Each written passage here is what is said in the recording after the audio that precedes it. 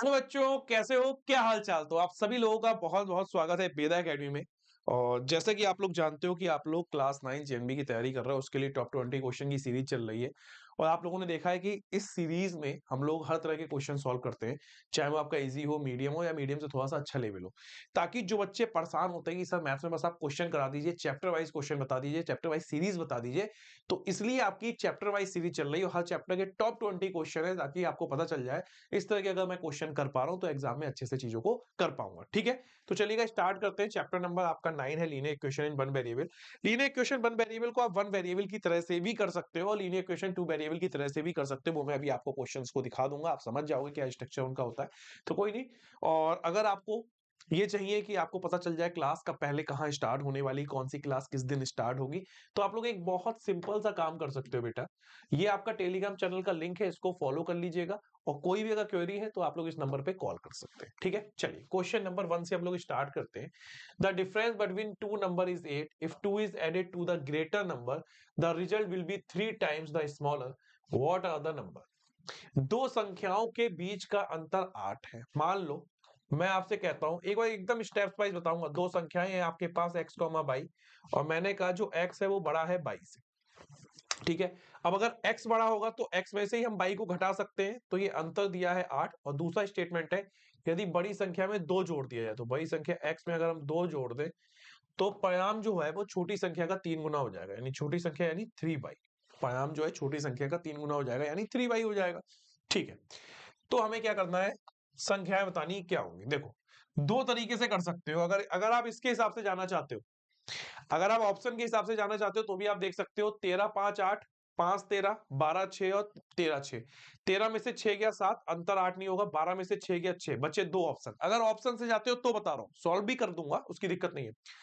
अब बड़ी संख्या क्या होगी? 13 और 5, सीधी सी बात है, बड़ी संख्या x हमारी 13 हो जाएगी। 13 को 5 हमारा आंसर हो जाएगा। अब ये तो हो गया ऑप्शन से डायरेक्ट, ये भी कर सकते हो। अब इससे कैसे करोगे? यहां पे आपने लिख लिया x बराबर 8 प्लस बाई, यहां पे पुट कर दिया 8 plus y plus 2 equal to 3y। तो ये हो जाएगा 8 2 10 equal to 3y minus y equal to 2y। 2 पंजे 10, बाई इक्वल टू क्या आ गया आपका 5 आ गया। बाई इक्वल टू 5 इसमें पुट करेंगे तो 8 प्लस 5 इक्वल टू क्या हो जाएगा? 13 हो जाएगा। x बराबर 13 हो गया। समझ गए? दोनों आंसर आपके आ गए, 13,5 ऑप्शन नंबर ए क्लियर। अब यहां पे जो हम लोग कर रहे हैं लीनियर इक्वेशन टू वेरिएबल है, क्योंकि वन वेरिएबल क्या होता है? वन वेरिएबल का मतलब समझो ना, जब आपसे वन वेरिएबल बोला गया है, वन वेरिएबल का मतलब होता है एक चर। तो एक चर का मतलब इस तरीके की इक्वेशन हो सकती है, x+2 बराबर 0, x इक्वल टू 5, इस तरीके की, x-5 बराबर 0। अब अगर टू वेरिएबल है तो सीधी सी बात है भैया, टू वेरिएबल अगर बोल दिए गए हैं, ठीक है, तो x प्लस बाई बराबर 2 हो सकता है, x बराबर 5 बाई, कुछ भी हो सकता है। और लीनियर इक्वेशन इसलिए बोला जाता है, लीनियर इसलिए बोला जाता है क्योंकि उसमें जो वेरिएबल्स है उनकी जो मैक्सिमम पावर है वो 1 होती है, जो डिग्री है। ठीक है, नोट कर लीजिएगा, आगे चलते हैं। क्वेश्चन नंबर 2 क्या है? Find three consecutive number such that if they are divided by 4 7 and 11 respectively the sum of the quotients will be 10। मतलब तीन क्रमागत संख्याएं ज्ञात कीजिए जिन्हें यदि क्रमशः 4 7 11 से विभाजित किया जाए तो भागफलों का योग 10 होगा। तीन क्रमागत संख्याएं, तो क्रमागत संख्या हमारी 1 2 3 भी क्रमागत है, कॉन्जिक्यूटिव है।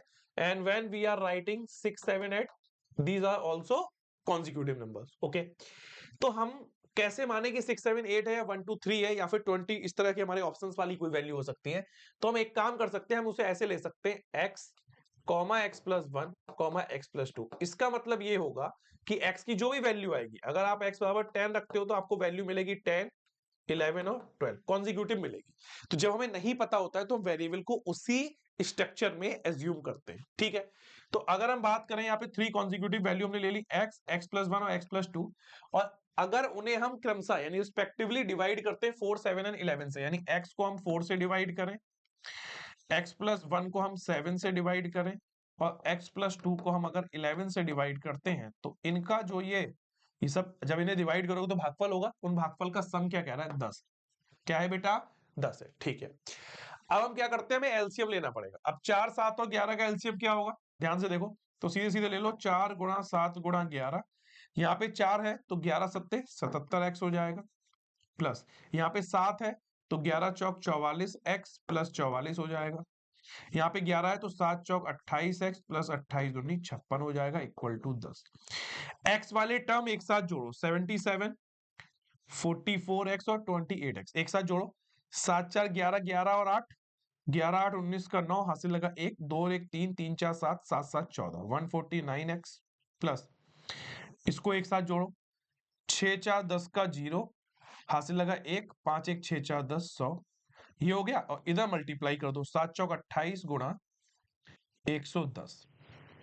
ठीक है, अब ये वैल्यू हो जाएगी 149x इक्वल टू 11 अट्ठे 88 का 8 11 अट्ठे 88 का 8 हासिल लगा 8 11 दूनी 22 और 8 22 और 8 30 ये हो जाएगा 3080 माइनस 100 तो 0 8 10 में से 1 गया 9 2980 और ये हो जाएगा 149x। ठीक है, कोई दिक्कत नहीं है, आराम से करो कैलकुलेशन, कोई घबराने वाली बात नहीं। 7 से करेंगे तो 7 दूनी 14, अच्छा 7 से नहीं कटेगा, 1 से कट दो, मुझे एक चीज देख लेने दो बस। 149 से डायरेक्ट काटते हैं इसे, हैं? हाँ 149 से डायरेक्ट कट जाएगा ना ये, देखो ना 149 से, अरे सॉरी सॉरी सॉरी 149 से डायरेक्ट कट जाएगा ना 149 दूनी हो जाएगा 298 जीरो, देखो ना दोने में 18 का 8 हासिल लगाई 2 का 8 ना 2 एकम 2। ठीक है, तो यहां से आपका x बराबर क्या आ जाएगा 20 आ जाएगा। 20 आ गया तो हमारी वैल्यू क्या हो जाएंगी भाई, हमारी वैल्यू थी x x plus 1 x plus 2, यही तो वैल्यू थी हमारी।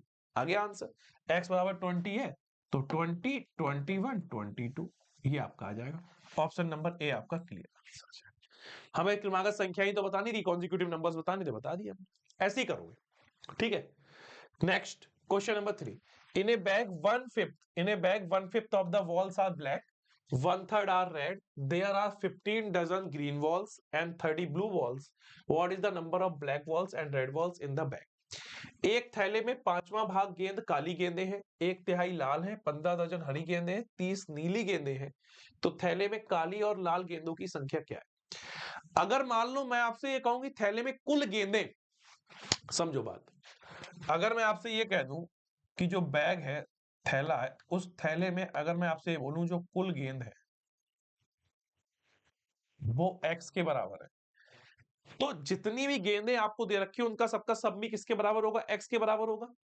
तो यहाँ पे पहले बोला है 5वां भाग गेंद काली गेंद है, यानी अगर हम ब्लैक बॉल की बात करें, अगर हम ब्लैक बॉल की बात करें तो वो क्या होगा, कुल का 5वां भाग है, यानी x/5 हो गई काली गेंदें प्लस 1/3 लाल बॉल है, रेड बॉल क्या हो जाएंगी 1/3 यानी x/3। कुल का ही तो होगी भाई, टोटल का, कि 5वां भाग गेंद काली है, यानी 50 50 का अगर 1/5 यानी 10 काली, तो ऐसे एक थैले 5वां भाग गेंद काली और 1/3 लाल है यानी x/3 प्लस 15 दर्जन हरी है तो 15 दर्जन ग्रीन है हरी, ठीक, और 30 नीली गेंदें हैं, टोटल x के बराबर कर दोगे ना। ठीक है, तो ये हो जाएगा, अगर मान लो यहाँ पे आप एलसीएम लेते हो 5 3 15, 5 3 15 3x और 3 पंजे 15 5x प्लस 15 दर्जन हरी 15 गुणा 1 दर्जन में होती 12 गेंदें plus 30 equal to x।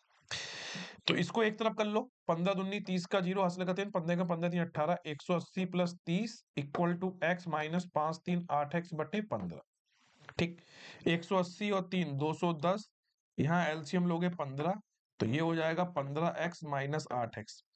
210 equal to 15 में से 8 गया 7x बटे 15, 7 से काटा 7 तिया 21 यानी 30, तो x बराबर आपका हो जाएगा 15 गुणा 30 बराबर 15 तिया 45 यानी 450 गेंद।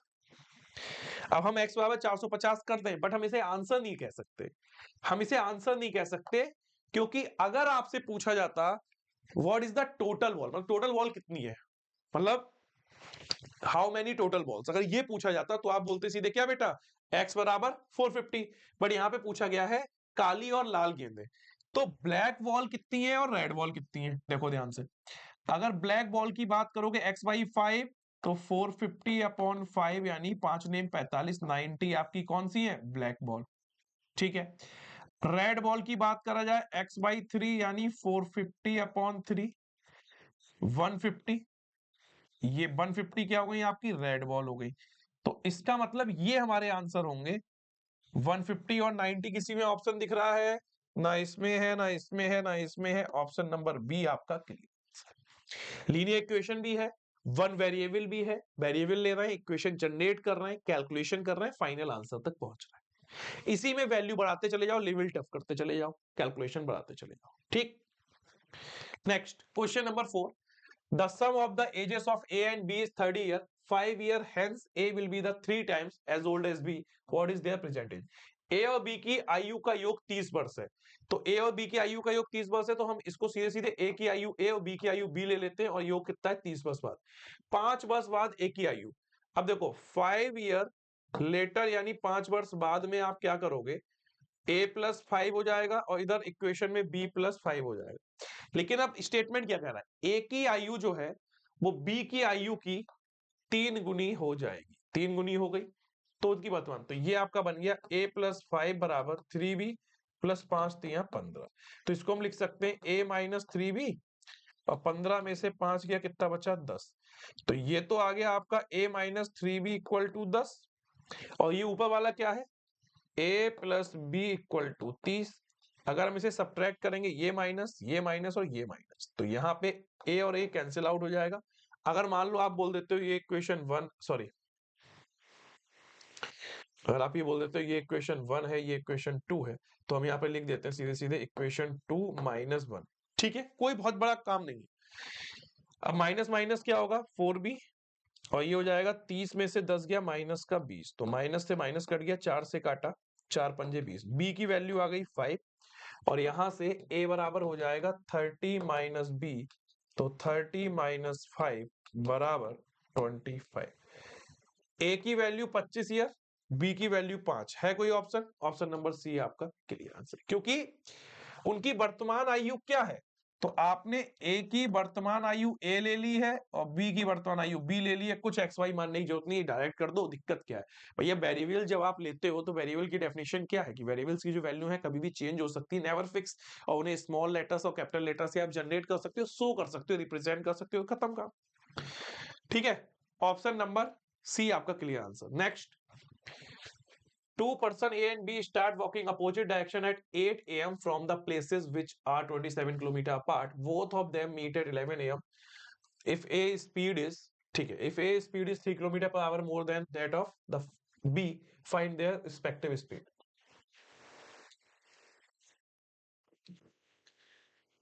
ठीक है, दो व्यक्ति A और B सुबह 8 बजे दो स्थानों से विपरीत दिशाओं में चलना शुरू करते हैं। जैसे मान लो ये A है और ये B है, तो ये विपरीत स्थान है, तभी तो विपरीत विपरीत दिशा में कैसे चलेंगे, एक इधर चलेगा, एक इधर चलेगा। जो 27 किलोमीटर दूर है, स्टार्टिंग में जो उनके बीच की डिस्टेंस है वो 27 किलोमीटर है। वे दोनों सुबह 11 बजे मिलते हैं। यदि ए की गति बी की गति की तुलना में 3 किलोमीटर प्रति घंटा अधिक है, तो उनकी क्रमशः गति क्या होगी। मतलब ए की गति बी की तुलना में 3 किलोमीटर अधिक है, यानी अगर बी की जो गति है वो x किलोमीटर/आवर है, तो ए की 3 घंटा एक्स्ट्रा यानी x+3 किलोमीटर/आवर है। ठीक है, अब एक बात बताओ, वो सुबह 8 बजे दो स्थानों पे चलना स्टार्ट करते हैं, मतलब मॉर्निंग में 8 AM पे स्टार्ट करते हैं, और वो कितने बजे मिलते हैं, 11 बजे मिलते हैं। तो यानी जो उसके बीच का टाइम है 11 में से 8 गया, वो कितना हो गया 3 आवर।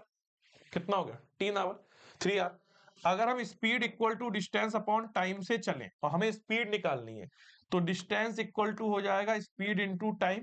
डिस्टेंस कितनी है 27 किलोमीटर, स्पीड कितनी है। जब आप विपरीत दिशाओं में जा रहे हो तो स्पीड क्या होती है, आपको पता है कि जब आप अपोजिट डायरेक्शन, जब आपको पता है कि जब अपोजिट डायरेक्शन में आप स्पीड को लेके चल रहे हो तो स्पीड क्या होती है बेटा, ऐड हो जाती है। ठीक है, ऐड हो जाती है, यानी स्पीड क्या होगी, ए की एक्स है, मतलब बी की एक्स है, ए की x+3 जुड़ जाएगी, और टाइम कितना था 3 आवर, 3 आवर का टाइम आपके सामने। ठीक है, तो ये हो जाएगा 27 इक्वल टू x 2x, 2 3 जा 6x और 3 3 जा 9। So 6x equal to 27 minus 9, 6x equal to 18। 6 से कट करेंगे x इक्वल टू 3 आ गया। ठीक है, हमसे कह रहा है उनकी क्रमशः गति ज्ञात कीजिए। मतलब अगर हम बी की गति हमने एक्स ली है तो वो तो आपकी हो जाएगी 3 किलोमीटर पर आवर। ए की क्या है, उससे 3 घंटे ज्यादा है, एक्स प्लस 3, तो 3 प्लस 3 आपकी क्या हो जाएगी बेटा, 6 किलोमीटर पर आवर। 3 और 6 है कहीं, ऑप्शन नंबर ए में है, ऑप्शन नंबर ए आपका क्लियर आंसर। देखो, speed equal to distance upon time basic concept होता है। हालांकि मैं स्पीड डिस्टेंस टाइम के अलग से भी क्वेश्चन कराऊंगा, करा भी रखे मैंने, आपने देखा होगा चैप्टर नंबर 7 मैंने करा रखे हैं, तो कोई कंफ्यूजन है नहीं। ठीक है, आप समझ लो यहाँ पे एक रिवाइज हो गया question. Next, the length of a room exceeds its breadth by 30 centimeter if the length is increased by 30 centimeter and the breadth is decreased by 20 centimeter, the area remains the same, what is the length and breadth of the room। बहुत प्यारा question है, question का level बढ़ चुका है। पहले क्या होता था, आपसे ये कहा जाता था कि लंबाई और चौड़ाई आपको वेरिएबल्स में गिवन कर देते थे और उसके बाद कहते थे कि वैल्यू बता दो, आप बता देते थे। अब क्या है, 2 बार आपको वेरिएबल का यूज करना पड़ेगा, तब वैल्यू बतानी पड़ेगी। ऐसे, एक कमरे की लंबाई उसकी चौड़ाई से 30 सेंटीमीटर अधिक है, सुनना मेरी बात, और यदि लंबाई में 30 सेंटीमीटर की वृद्धि की जाए तथा चौड़ाई में 20 सेंटीमीटर कमी की जाए तो क्षेत्रफल वही रहेगा। देखो, मतलब अगर हमने जनरल एक रूम लिया है, हमारा रेक्टेंगल रूम है, ये हमारी लेंथ है, ये हमारी विड्थ है, ठीक है, तो कमरे की जो लंबाई है एल, वो चौड़ाई से 30 सेंटीमीटर अधिक है, यानी चौड़ाई बी है तो लंबाई क्या है, चौड़ाई से 30 सेंटीमीटर अधिक है, यानी बी प्लस 30। तो अभी आप यहाँ पे इसका एरिया निकालोगे एल इंटू बी, तो एल आपका क्या हो जाएगा बेटा, बी प्लस 30, और ये आपका बी है, तो ये वैल्यू हो जाएगी बी स्क्वायर प्लस 30 बी। ठीक है, अब सेकेंड स्टेटमेंट क्या कह रहा है, यदि लंबाई में 30 सेंटीमीटर की वृद्धि करती जाए, यानी अब जो आप रेक्टेंगल आपका बन रहा है उसमें लंबाई में 30 सेंटीमीटर की वृद्धि करोगे आप, और चौड़ाई में 20 सेंटीमीटर की, चौड़ाई में 20 सेंटीमीटर की वृद्धि कर दोगे। ठीक है, अच्छा, दूसरी चीज, पहले इक्वेशन जो जो ये वाली इक्वेशन वो तो सेम रहेगी, मतलब एल की जगह तो आप लिखोगे बी प्लस 30 और उसके बाद 30 यहां यूज करोगे। ठीक है, अब एरिया क्या आएगा, लेंथ इंटू विड्थ से, लेंथ आपकी आ जाएगी अब बी प्लस 60 और ये आ जाएगा बी प्लस 20, यानी ये हो जाएगा B square plus 60 B plus B square plus 60 B, 20 B plus, देखो बी से करा बी स्क्वायर, 60 से करा 60 बी हो गया, फिर 20 बी और 6 टू जा 1200, 6 दो नहीं 12, 1200 हो गया। तो यहाँ पे आपकी वैल्यू आ गई बी स्क्वायर 6 दो 8 80 बी प्लस 1200। ठीक, ये दोनों एरिया निकालने पर आपसे ये बोला जा रहा है कि ये वाला एरिया और ये वाला एरिया क्या है आपस में, ये आपस में इक्वल है, ये चेंज नहीं होना चाहिए, तब वैल्यू बताओ। तो आप बोलोगे फिर क्या दिक्कत है, B square plus 30 B equal to B square plus 80 B plus 1200। कुछ गड़बड़ हुआ है क्या?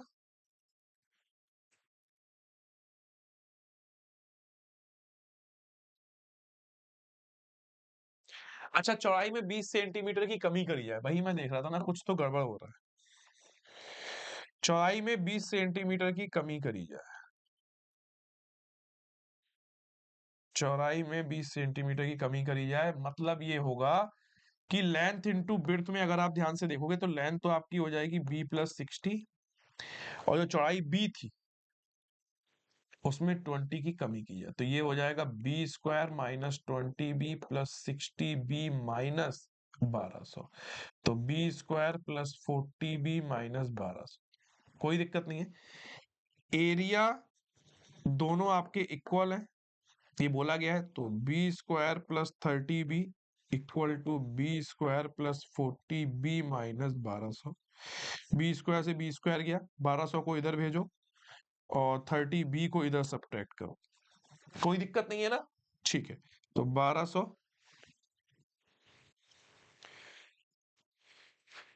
ये हो जाएगा 1200, 40 माइनस 30 10 बी, जीरो से zero cancel out, so B equal to 120। अब बी आपका 120 है तो लंबाई कितनी होगी, तो आपको पहले ही क्वेश्चन में बोला गया था लंबाई जो थी वो चौड़ाई से 30 सेंटीमीटर अधिक थी, तो 120 प्लस 30 इक्वल टू 150, तो 120 सेंटीमीटर 150 सेंटीमीटर आपका आंसर हो जाएगा, ऑप्शन नंबर ए। ठीक है, कोई कंफ्यूजन नहीं। और पता है, अब आप एक खुद कॉमन सेंस देखो, अब ये तो मेरा भाई ये मेरा फर्ज है, मेरा कर्तव्य है कि मुझे अच्छे से एक एक स्टेप करके बताना है।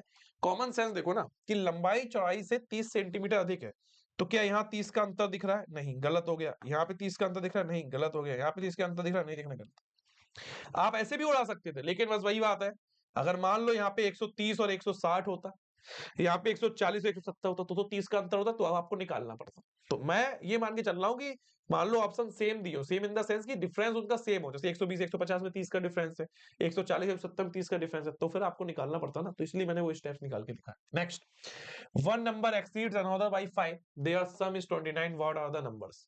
एक संख्या दूसरी से 5 अधिक है, उनका योग 29 है। तो 5 अधिक है, 5 अधिक कहां दिख रहा है आपको? ना तो इसमें 5 अधिक है, ना इसमें 5 अधिक है, ना इसमें 5 अधिक है, सीधे सीधे ऑप्शन नंबर सी। इसे डायरेक्ट कर सकते हो, 5 अधिक भी है और सम देखो 7 दोनों 1 1 2 29 हो जाएगा। Next, the sum of two number is 8, 22 is added to the smaller number, then it become 5 times the other, what are the number? दो संख्याओं का योग 8 है, यदि छोटी संख्या 22, यदि छोटी संख्या 22 जोड़ दिया जाए तो वह दूसरी संख्या से 5 गुना हो जाती है। बताओ भाई संख्या क्या है? दो संख्याओं का योग 8, 5 4 9 गलत, 7 3 10 गलत, 8 5 13 गलत। ऑप्शन नंबर बी आपके सही है। और ऑप्शन नंबर बी को क्रॉस चेक कैसे कर सकते हो? 5 3 8 हो गया, छोटी संख्या में 22 जोड़े, 3 में हमने 22 जोड़ा, तो वह दूसरी संख्या से 5 गुना हो जाती है, दूसरी संख्या से 5 गुना, तो 22 3 25 हो गया, और 5 का 5 गुना करोगे क्या होगा? 25 हो गया। आप ऐसे भी क्वेश्चन को निकाल सकते हो, वरना वेरिएबल मान के भी निकाल सकते हो। वेरिएबल मान के आप खुद कर सकते हो कि दो संख्याओं का योग यानी x प्लस 22 बराबर 8, x ग्रेटर देन 22, तो छोटी संख्या 22 में अगर हम 22 जोड़ेंगे तो वो बड़ी संख्या का 5 गुना हो जाएगी। इन इक्वेशन से, दोनों इक्वेशन से भी आप कर सकते हैं। ठीक, next, the father age is 20 years more than double his son age. If the sum of their ages is 65 years, find the age of father. पिता की आयु उसके पुत्र की आयु के दोगुने से 20 वर्ष अधिक है। तो कितना प्यारा क्वेश्चन है। पिता की जो आयु है पुत्र की आयु के दुगने से 20 अधिक है, यानी अगर मैं पिता की आयु x मान लूं, पुत्र की y मान लूं, तो ये आपकी एक इक्वेशन बन जाएगी x equal to 2y plus 20। दूसरा, यदि उनकी आयु का योग 65 है, यानी x प्लस बाई जो है वो क्या है? 65। तो हो गया ना, डायरेक्ट डायरेक्ट हो गया। कैसे? x minus 2y equal to 20 और x plus y equal to 65। अगर मैं घटा दूं डायरेक्ट, माइनस माइनस और माइनस, तो प्लस माइनस तो cancel out, minus 2 minus 1 minus 3y, 5 6 में से 2 गया 4, माइनस का 45, माइनस से माइनस गया, 3 से काटा, y इक्वल टू 15। ठीक है, अब y इक्वल टू 15 अगर हम यहाँ पुट करते हैं, x इक्वल टू क्या हो गया? 65 माइनस 15, 50। पिता की आयु हमने कितनी मानी थी? x मानी थी, x क्या आ गया? 50 आ गया। ऑप्शन नंबर ए आपका क्लियर। कहां कंफ्यूजन है? कितना भी स्टेटमेंट टफ कर दो, बनाओगे तो ऐसे ही, स्टेटमेंट तो ऐसे ही बनाओगे, इक्वेशन तो ऐसे ही सॉल्व करोगे, वही करना। Next, the length of a rectangle is twice its width if the parameter of the rectangle is 66 cm, find its length। एक आयत की लंबाई उसकी चौड़ाई की दुगनी है, चौड़ाई b है, अगर लंबाई क्या है? चौड़ाई की दुगनी। ठीक है, आयत का परिमाप 66 है। परिमाप क्या होता है? दो ब्रैकेट में लंबाई प्लस चौड़ाई, कितना है बेटा परिमाप? 66 है। 2 l की जगह 2b प्लस b, 2 से काटा, 2 3 6, 2 3 6, 33 इक्वल टू 3b, 3 से काटा 11। इसकी लंबाई ज्ञात करो, तो l बराबर अभी हमने क्या लिखा? 2b लिखा है, तो 2b कितना है? 11, तो 11 दूनी 22, 22 सेंटीमीटर। ऑप्शन नंबर बी आपका क्लियर, बी आपका clear. Next, the denominator of a rational number is 8 greater than it's numerator if 1 is subtracted from the denominator and 17 is added to the numerator, the number becomes 3/2। find the rational number। एक परमेय संख्या का हर उसके अंश से 8 बड़ा है, यदि हर से 1 घटाया जाता है, अंश में 17 जोड़ा जाता है, तो संख्या 3/2 हो जाती है। परमेय संख्या ज्ञात कीजिए। ठीक है, यहां तक कोई दिक्कत? सही है ना? चलो, अब हम कोई भी अगर रेशनल नंबर ले लें, हम मान लो x अपॉन बाई, अब ये कह रहा है the denominator of a rational number is 8 greater than it's numerator, यानी न्यूमरेटर अगर मान लो x है, तो डिनोमिनेटर क्या होना चाहिए? बाई की वैल्यू क्या होनी चाहिए? न्यूमरेटर से वो 8 बड़ा है, यानी x प्लस 8 होना चाहिए। दूसरा, if 1 is subtracted from the denominator, if 1 is subtracted from the denominator, denominator से 1 सब्ट्रैक्ट कर रहे हैं और 17 ऐड कर रहे हैं किसमें, न्यूमरेटर में, तो जो नंबर है वो हमारा क्या हो जाता है, 3/2 हो जाता है। तो कैसे करोगे, ऊपर हो जाएगा x प्लस 17, नीचे हो जाएगा x plus 7 equal to 3/2, cross multiply 2x 17 दूनी 34, 3x 7 तिया 21, 34 21 को इधर भेजा और 2x को इधर भेजा, 4 में से 1 गया 3, 3 में से 2 गया 1, 13 इक्वल टू x। अब देखो हमें चाहिए क्या, पूरा परमेय संख्या चाहिए। अगर हमने परमेय संख्या x अपॉन बाई मानी थी तो x बराबर 13 है, तो बाई की वैल्यू हम लोगों ने क्या ली थी बेटा, कि भैया वो 8 अधिक है, यानी x प्लस 8 वाला है, तो ये हो जाएगा 13 अपॉन 13 प्लस 8, तो 13/13 8 21। ऑप्शन नंबर कौन सा है भाई, 13 अपॉन 21, ऑप्शन नंबर सी आपका क्लियर। ऐसे ही रेशनल नंबर भी हो सकता है, ऐसे ही भिन्न वाला भी हो सकता है, फ्रैक्शन वाला भी हो सकता है। Next, the sum of two number is 2490 if 6.5% of one number is equal to 8.5% of the other number, find the number। दो संख्याओं का योग 2490 है, एक संख्या का 6.5% दूसरी संख्या के 8.5% के बराबर है, तो संख्याएं ज्ञात करो। दो संख्याएं मैंने ले ली, दो संख्या x, y, तो यहाँ पे कह रहा है कि x और y का जो योग है, सम है, वो है 2490, और एक संख्या का जो 6.5% है वो दूसरी संख्या के 8.5% के बराबर है। तो कैसे लिखोगे, x गुणा 6.5 upon 100 equal to y into 8.5 upon 100, point हटाया 10 कर दिया, पॉइंट हटाया 10 कर दिया, ठीक है। ये सीधे सीधे कैंसिल आउट हो जाएगा, 1000 से 1000, 65x equal to 85y। Clear. इसे भी और सॉर्ट कर सकते हो 5 से काटोगे 13 पंजे 65, 5 से काटोगे 17 पंजे 85। अब ये हो गया 13x इक्वल टू 17y। अब चाहे यहां पुट कर लो तो भी आंसर आ जाएगा, जैसे x plus y equal to 2490 है, अगर हम मान लो x बराबर पुट कर ले 17/13, तो तब भी तो आंसर आना चाहिए ना, कि भैया x बराबर हमने पुट किया 17/13 प्लस बाई इक्वल टू 2490, तो 17 प्लस 13 अपॉन में 13 इक्वल टू 2490। दोनों तरीके से कर सकते हो, या तो वैल्यू पुट कर लो या फिर इक्वेशन बना सकते हो आप, 13x minus 17y equal to 0, फिर इसको 17 से मल्टीप्लाई करके भी कैंसिल आउट कर सकते हो, बट इससे कर लो, हो जाएगा 17 13 कितना हो जाएगा, 30 इक्वल टू 2490 मल्टीप्लाई 13, 0 से 0 गया, 3 से काटोगे 3 अट्ठे 24, 3 तिया 9, सो y इक्वल टू 83 इंटू 13, 13 तिया 39 का 9 हासिल लगा 3, 13 अट्ठे कितना होगा, 8 के 24 का 4 हासिल लगा 2, 8 8 2 104, तो 104 वो हो गया, और 13 तिया 39 104 और 3 107 हो जाएगा। तो बाई आ गया हमारा 1079। इसी से आप निकाल सकते हो, बस इस एक वैल्यू से ही आपका सही आंसर आ सकता है। देखो 1079 ना इसमें है, ना इसमें है, ना इसमें, ऑप्शन नंबर बी आपका क्लियर। एक बार कैलकुलेशन चेक कर लेते हैं, 13 तिया 39 का 9 हासिल लगा 3, 13 अट्ठे 104 और 3 107। अब यहीं पे अगर मान लो हमें x की वैल्यू निकालनी है, 17 इंटू बाई, बाई कितना है 1079 अपॉन में 13। तो अभी मैंने जब 83 और 13 की मल्टीप्लाई करी थी तब 1079 आया था, अगर मैं 13 से इसको काटूंगा तो ये 83 आएगा। 17 तिया 51 का 1 हासिल लगा 5, ठीक है, और 17 अट्ठे क्या होगा, 8 सत्ते 56 का 6 हासिल लगा 5, और हमारे पास 13, 136, और 136 और 5 141। जैसे कैलकुलेशन मैं कर रहा हूं वैसे ही आप कर सकते हो, बस आपको प्रैक्टिस ज्यादा करनी है, ये ध्यान रखो। आ गया, देखो x बराबर 1411 और y बराबर 107। क्लियर है। Next question number 13, 2x minus y upon x plus 2y बराबर 1/2, then find 3x minus y upon 3x plus y। देखो इसे ऐसे करेंगे, ध्यान से समझो इसको कैसे करा जाए क्वेश्चन को। 2x माइनस y अपॉन में x plus 2y equal to 1/2 दिया है, तो हमें वैल्यू निकालनी किसकी, 3x minus y upon 3x plus y।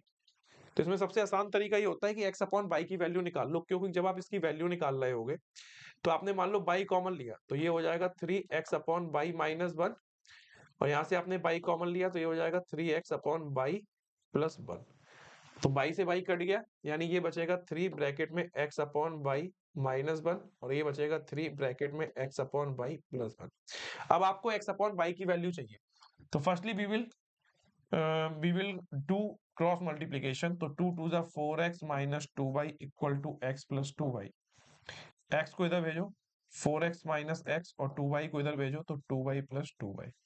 So this is 3x equal to 4y and x upon y equal to 4 upon 3। अब x upon y कितना आ गया 4 अपॉन 3, वो पुट कर दो वहां पे ले जाके।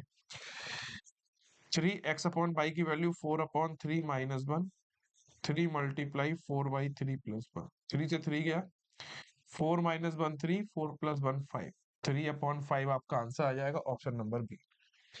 देखने में क्वेश्चन समझ में नहीं आता, बच्चे कंफ्यूज क्यों होते हैं? कहते हैं सर ये x y में दे रखा है, हमारे पास दूसरी इक्वेशन हो तो हम सॉल्व कर पाए। तो वो ये फोकस करते हैं, वो ये सोचते हैं कि x की अलग और y की अलग वैल्यू निकालनी, बट ऐसा नहीं है। आप x अपॉन y की वैल्यू निकालो, क्योंकि x अपॉन y का स्ट्रक्चर यहाँ पे आपको मिल जाएगा और उसमें आप वैल्यू पुट करके अपने आंसर को निकाल सकते हो। ठीक है, next question number 14। Divide rupees 1330 Ahmed among Ahmed, John and Mamta so that the amount Ahmed receives is 5 times as much as Mamta's share and is 3 times as much as John's share. What is the John's share? 1380 को Ahmad, John और ममता के बीच इस प्रकार विभाजित करें कि अहमद को मिलने वाली राशि ममता के हिस्से से 5 गुना, जॉन के हिस्से से 3 गुना। तो जॉन का हिस्सा क्या है? देखो, अगर मैं 1380 को डिवाइड कर रहा हूं तो मान लो जो ममता की राशि है, अगर मैंने उसे x मान लिया, तो अहमद का हिस्सा क्या होगा? अगर आप ध्यान से देखो तो आप बोलोगे सर अहमद का हिस्सा होगा, कि बोला है ना कि अहमद को जो मिलने वाली राशि ममता के हिस्से से 5 गुना, यानी ममता को अगर x मिल रहा है तो अहमद को मिलेगा 5x, और जॉन के हिस्से से मिलेगा 3 गुना। तो अब ममता का x है, अहमद का 5x है, तो जॉन का कितना होगा? आप खुद सोचो ना। आप बोले कि ममता, अहमद और जॉन, इन तीनों का जो अमाउंट है वो कितने के बराबर है? 1380 के। ये चीज तो क्लियर है, इसमें तो कोई कंफ्यूजन नहीं है। तो ममता का अगर x है, अहमद का अगर 5x है, तो जॉन का हम निकाल सकते हैं।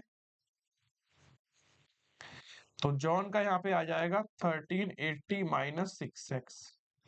ठीक है, अब स्टेटमेंट लीनियर इक्वेशन का किसको बराबर करने को बोल रहा है वो आप ध्यान से समझो। अहमद को मिलने वाली राशि जो है वो ममता के हिस्से से तो 5 गुना है, यानी 5 गुना। तो जो ममता के हिस्से का 5 गुना है वो किसके इक्वल है? वो जॉन के हिस्से से 3 गुना है। तो जॉन का हिस्सा कितना है? 1380 माइनस 6x, इसका 3 गुना है, तो ये हो जाएगा 5x बराबर 3 इंटू 1380 माइनस 3 6 18x। 18x इधर आएगा तो 18x plus 5x equal to 300। 3 अट्ठे 24 का 4 हासिल लगा 2, 3 3 9 2 11 का 1 हासिल लगा 1, 3 3 1 4, और 18 5 23x बराबर 4140। 23 से आप 4140 को कट कर सकते हो। 23 एकम 23, इसको एक बार कट करके देख लेते हैं। 4140, 23 एकम 23, 11 में से 3 गया, 8 3 में 2 गया, 184। अब 8 8 3 24 का 4 हासिल लगा 2, 8 19 16 2 18।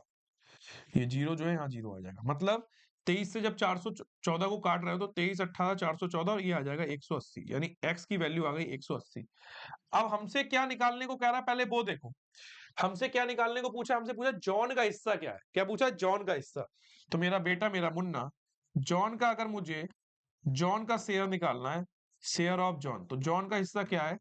1380 माइनस 6 इंटू एक्स। एक्स की वैल्यू कितनी? 180। तो 1380 माइनस 600, 8 छंग 48 का 8 हासिल लगा 4, 6 कम 6 4 10, 1080। तो 0 8 में से 8 गया 0, 3 का 3, 300 आपका आंसर आएगा। जॉन का हिस्सा 300 रुपए, ऑप्शन नंबर बी। जॉन का हिस्सा 300 रुपए, ऑप्शन नंबर बी आपका क्लियर आंसर है। देखो, पहले तो आप सारी वैल्यू लिखना समझो कि जॉन, अहमद और ममता की वैल्यू कैसे लिखी वो भी समझा दी आपको। उनका सम कितना है? 1300, तो एक इंसान की वैल्यू भी आ जाएगी। फिर आप यहां से स्टेटमेंट से इक्वेशन बना सकते हो। Next The length of a rectangle is 15 centimeter more than its width. The parameter is 150 centimeter. Find the dimension of the rectangle. एक आयत की लंबाई उसकी चौड़ाई से 15 सेंटीमीटर अधिक है। तो जो लंबाई है वो चौड़ाई से 15 सेंटीमीटर अधिक है और चौड़ाई क्या हो जाएगी आपकी बी आपने मानी। परिमाप 150 सेंटीमीटर है, ये भी आप डायरेक्ट कर सकते हो। इसे ये तो मैं बेसिक तरीके से बता रहा हूँ, ऑप्शन से कैसे कर सकते हो। देखो अगर चौड़ाई 15 सेंटीमीटर अधिक है तो इनके बीच का डिफरेंस 15 होना चाहिए, जो कि नहीं है। इनके बीच का 15 नहीं है, इनके बीच का 15 नहीं है, तो ऑप्शन नंबर सी आपका क्लियर हो गया। ऑप्शन से बता रहा हूं ये। अगर बेसिक करते हो तो परिमाप होता है 2l plus B equal to 150। 2 से काटा ये आ गया 75। एल की जगह रखोगे B plus 15 plus B equal to 75। तो 2b इक्वल टू 75 माइनस 15, तो b हो जाएगा 60/2। 2 से काटोगे 30, तो b आ गया आपका 30। अब जब चौड़ाई b 30 आ गई, l हो जाएगी 30 प्लस 15, l बराबर हो जाएगा 45। आ गया आंसर। तो बेसिक भी कर सकते हो, ऑप्शन से भी कर सकते हो। ऑप्शन अभी तो काम करेगा, अगर इसी जगह मान लो अगर 30-45 की जगह आपका होता 45 और 60, अंतर होता 15, तो आप कंफ्यूज हो सकते थे। तो कंफ्यूज नहीं होना है आपको, इस बात का ध्यान। Next, an altitude of a triangle is 5/3 the length of its corresponding base. If the altitude were increased by 4 centimeter and the base be decreased by 2 centimeter, the area of triangle would remain the same. What is the base and the altitude of the triangle? एक त्रिभुज की ऊंचाई उसके संगत आधार की 5/3 है। यदि ऊंचाई में 4 सेंटीमीटर की वृद्धि की जाए और आधार में 2 सेंटीमीटर कमी की जाए तो त्रिभुज का क्षेत्रफल वही रहेगा। ये क्वेश्चन भी जैसे हम लोगों ने रेक्टेंगल वाला किया था उसकी तरह है, लेकिन बहुत प्यारा क्वेश्चन है। देखो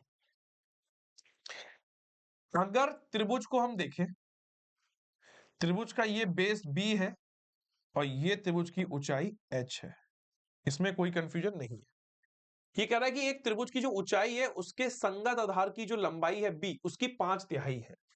मतलब जो ये आपकी h है, ये आपकी जो बेस है उसका 5/3 है। ठीक है, तो अगर आप यहाँ पे एरिया निकालोगे तो एरिया होता है 1/2 इंटू बेस इंटू हाइट। तो ये हो जाएगा 1/2 इंटू बेस। बेस कितना है b, हाइट कितनी है h, और बेस यहाँ पे क्या कर दिया है आपने 5/3। बेस तो बेस है, हाइट की जगह हो जाएगा 5/3b और बेस का बेस b। यानी एक्चुअल में इक्वेशन ये वैल्यू आपकी आ रही है 5/2 इंटू 3b²। ठीक, अब दूसरा स्टेटमेंट क्या है कि ऊंचाई में 4 सेंटीमीटर की वृद्धि करी जाए।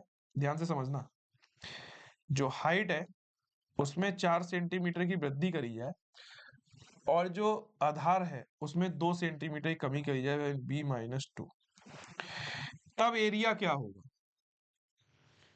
तो एक बात बताओ, तब एरिया क्या होगा। तो मुझे बस एक चीज ये जाननी है, अगर मैं एरिया निकाल रहा हूं 1/2 बेस इंटू हाइट से, तो 1/2 बेस तो हो गया आपका b-2। हाइट आपकी बोली गई है हाइट +4 करो, लेकिन हाइट की जगह आप पुट क्या करोगे, हाइट तो आपकी एक्चुअल में क्या है 5b/3 है, उसमें आपको क्या है 4 को जोड़ना है। ठीक है, तो यहाँ पे जो एरिया आपका, ये एरिया आपका जो ओल्ड है और ये जो एरिया आपका न्यू है, ये क्या है इक्वल। एरिया ओल्ड और एरिया न्यू आपका क्या है इक्वल है। तो ओल्ड है आपका 5b² इंटू 3, न्यू है 1/2 ब्रैकेट में b-2 ब्रैकेट में 5b/3 + 4। यही तो है कि भैया बेस में 2 की कमी करी गई और ऊंचाई में 4 जोड़ा गया, लेकिन ऊंचाई की एक्चुअल वैल्यू है क्या, वो बेस पे ही तो डिपेंड है 5b/3। ठीक है, 2 से 2 कट गया, ये हो गया 5b²/3, ये हो गया b-2, एलसीएम ले लो यहाँ पे, तो ये हो जाएगा 5b + 4 3 = 12/3। 3 से 3 कट गया, ये भी क्लियर है ना। ऐसे ही कैलकुलेशन करनी है सुकून शांति से आराम से, कोई जल्दबाजी नहीं। तो ये हो गया 5b² = b-2 और 5b प्लस का 12। ठीक है, तो ये हो जाएगा 5b² बराबर 5b² प्लस 12b माइनस का 2 पंजे 10b प्लस माइनस का 12 दूनी 24। ठीक है, 5b स्क्वायर से 5b स्क्वायर कट गया, 24 को इधर ले आए और 12 में से 10 गया 2b, तो 2 से इसको काटा, b बराबर आ गया 12। बी बेस हमने क्या पूछा गया है, आधार और ऊंचाई आपको बतानी है, तो बेस 12 आ गया, ऊंचाई h क्या है, बेस की 5/3, तो 12 इंटू 5/3, 3 4 जा 12, तो h हो गया 4 5 जा 20।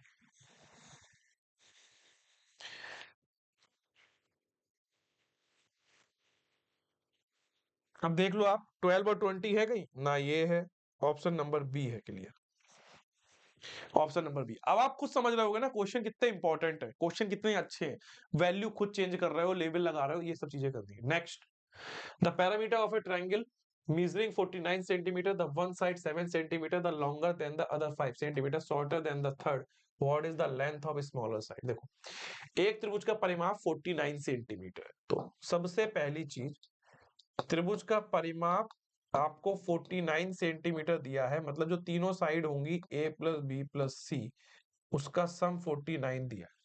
ठीक, एक भुजा दूसरी से 60 सेंटीमीटर लंबी है और तीसरी भुजा से 5 सेंटीमीटर छोटी है, यानी एक जो भुजा है, मान लो कोई भुजा ले लो, मान लो हम कहे ए है, वो क्या है, दूसरी भुजा से यानी बी से 7 सेंटीमीटर लंबी है, और जो ए है वो तीसरी भुजा यानी सी से 5 सेंटीमीटर छोटी है। तो त्रिभुज की छोटी भुजा की लंबाई बताओ। अब देखो तीन चीजें यहाँ पे, तीन चीजें कैसे, त्रिभुज का परिमाप दिया है, जिससे दूसरी चीज हमें a प्लस बी प्लस सी और 49 मिल गई, और यहाँ पे हमें जो इक्वेशन है वो तीनों एक ही टर्म में आनी चाहिए, तभी हम किसी एक की वैल्यू निकाल पाएंगे। जैसे a प्लस बी प्लस सी बराबर 49 है, अब a की जगह तो a पुट करोगे, तो इसमें कहा है जो एक भुजा है वो दूसरी भुजा से 60 सेंटीमीटर लंबी, यानी a हमने एक ऐसी भुजा ली है जो दूसरी भुजा b से तो 60 सेंटीमीटर लंबी है, बट तीसरी भुजा से वो 5 सेंटीमीटर छोटी है। तो यहां से हम b की वैल्यू रख सकते हैं a-7, और c की वैल्यू अगर हमें निकालनी है तो a+5 रख सकते हैं। तो यहाँ पे b की जगह रखेंगे a-7, c की जगह a+5 इक्वल टू 49, तो a ये हो जाएगा 3a-2 इक्वल टू 49, तो 3a हो जाएगा 49 प्लस 2 इक्वल टू 51। 3 से 51 को काटेंगे तो a बराबर आ जाएगा 17 3 51। अब हमें नहीं पता है, हमें सबसे छोटी भुजा बतानी है, हमें नहीं पता 17 है 22 10 5, हमें नहीं पता। अभी हमने a बराबर 17 निकाला है, अब अगर हमें b निकालना होगा तो हम निकालेंगे a-7, यानी b हमारा आ जाएगा 17-7 इक्वल टू 10। ठीक, c निकालना होगा तो a+5 निकलेगा, a है 17 प्लस 5 इक्वल टू 22, मतलब a 17 है, b जो है हमारी वो 10 है, और c जो हमारी है बेटा वो 22 है। अगर हमें पूछा जाएगा सबसे बड़ी भुजा क्या है, C22, त्रिभुज की छोटी भुजा की लंबाई क्या है, तो अगर आप ध्यान से देखोगे a 17 है, b 10 है, c 22 है, तो सीधी सी बात है 10 17 और 22, तो सबसे छोटी भुजा 10 है, कितनी है 10, ऑप्शन नंबर डी आपका क्लियर। बोला है ना छोटी भुजा की लंबाई 10। अगर बोलता मध्यम भुजा, जो आपकी बीच वाली भुजा है, मतलब जो बीच लंबाई की, ना छोटी ना बड़ी, तो आप बोलते सर हमारा हो जाएगा a बराबर 70। बड़ी भुजा की लंबाई c बराबर 22। नेक्स्ट, इफ वन एड, अच्छा, if I add 10 to 4 times a number, the result is 5 less than 5 times the number, what is my number. बहुत प्यारा क्वेश्चन है। अगर मैं किसी संख्या का 4 गुना 10 में जोड़ू, कोई संख्या x है, इसका अगर मैं 4 गुना 10 में जोड़ू, तो परिणाम जो है यानी इक्वल टू संख्या के 5 गुने से, संख्या यानी 5 का 5 गुना हो जाएगा, संख्या x का 5 गुना यानी 5x से 5 कम होगा, तो जो संख्या का 5 गुना है, तो संख्या, तो परिणाम जो है वो संख्या के 5 गुने से, संख्या के 5 गुने यानी 5x से 5 कम होगा, तो संख्या क्या है। देखो 4x plus 10 equal to 5x minus 5 है, 5 को उधर भेजना पड़ेगा, 4x को इधर, तो ये हो जाएगा 10 plus 5 equal to 5x minus 4x, तो x equal to 10 5 15, x equal to 15, option number C आपका क्लियर आंसर हो जाएगा। ठीक है, ठीक है। Next, the denominator of a rational number is greater than its numerator by 3 if 3 is subtracted from the numerator and 2 is added to its denominator, the new number becomes 1 by 5. What is the original number? क्या है बेटा? What is the original number? एक परमेय संख्या का हर उसके अंश से 3 अधिक है। यदि अंश से 3 घटा दिया जाए और हर में 2 जोड़ दिया जाए तो नई संख्या 1/5 हो जाती है। तो मूल संख्या क्या है? बताइए। बताइए बेटा, मूल संख्या क्या है? देखो, एक परिमेय संख्या का हर उसके अंश से 3 अधिक है। तो अगर हम x अपॉन वाई कोई रेशनल नंबर लेते हैं तो अगर ये x है तो हर जो है उसके अंश से 3 अधिक है, यानी x प्लस 3। यदि अंश से 3 घटा दिया जाए यानी x माइनस 3 और हर में 2 जोड़ दिया जाए यानी प्लस 2, तो नई संख्या 1/5 हो जाती है। तो ये हो जाएगा x माइनस 3 अपॉन में x plus 5 equal to 1/5 cross multiply 5x minus 5 3 15 और x प्लस 5। x को उधर भेजेंगे तो ये हो जाएगा 5x माइनस x और माइनस 15 को इधर भेजेंगे तो 15 plus 5। So this is the value 4x equal to 20। Now x equal to 5। x equal to 5 आया। हमें मूल संख्या बतानी थी x अपॉन बाई जो हमने मानी थी, यानी x अपॉन x प्लस 3 जो हमने माना था। तो x equal to 5, 5 plus 3। So this is the value 5 upon 8 is the right answer. Option number A आपका clear answer. Option number A is the right answer, 5 upon 8. Next question number 20. The denominator of a rational number is greater than its numerator by 5 if the numerator is increased by 11 and the denominator decreased by 14. The new number becomes 5. What is the original number? एक परमेय संख्या का हर उसके अंश से 5 अधिक है। Basic हमारा जो रेशनल नंबर है x अपॉन बाई, अब उसमें x है आपका न्यूमरेटर, तो जो डिनोमिनेटर है हर उसके अंश से 5 अधिक है, यानी डिनोमिनेटर जो है वो ग्रेटर देन न्यूमरेटर बाई 5, यानी x प्लस 5 रख देंगे।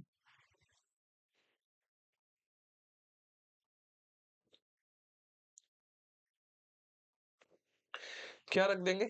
x plus 5। उसके बाद यदि अंश में 11 की वृद्धि करी जाए, यानी ये हमारा बन गया नया x प्लस 5। ये तो हमारा हो गया मूल फ्रैक्शन, यानी आपका कह सकते हो जो बेसिक फ्रैक्शन था, जो ओरिजिनल नंबर था। अंश में 11 की वृद्धि करें x प्लस 11, और ये तो हो गया अंश में वृद्धि, और हर में 14 की क्या करनी है? कमी करनी है, यानी माइनस 14 की, माइनस 14। सो नई संख्या 5 हो जाती है। तो x प्लस 11 अपॉन में x minus 9 equal to 5 upon 1 cross multiply में हो जाएगा x plus 11 equal to 5x minus 5 9 45। So x को इधर भेजेंगे और 45 को इधर भेजेंगे, तो 45 equal to 5x minus x, 516 415 equal to 5 minus 1 4x, 4 से कट करेंगे 14 4 जा 56। x इक्वल टू 14 आंसर कर दें, गलत हो जाएगा। क्या हो जाएगा? गलत। क्यों? क्योंकि हमें क्या निकालना है? Basic rational number x upon y, जो वैल्यू है x upon x plus 5। So the value is 14 upon 14 plus 5 equal to 14 upon 19। Option number C आपका क्लियर आंसर है।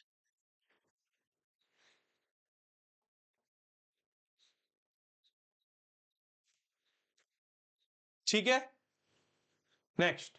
तो यहाँ पे हमारे टॉप 20 क्वेश्चन कंप्लीट हो चुके हैं chapter number 9 linear equation in one variable के। तो मिलते हैं हम लोग नेक्स्ट लेक्चर में चैप्टर नंबर 10, जहाँ पे हम लोग basic geometry, line angles and triangles की बेसिक कॉन्सेप्ट की बात करेंगे और टॉप 20 क्वेश्चन कंप्लीट करेंगे। Thank you so much.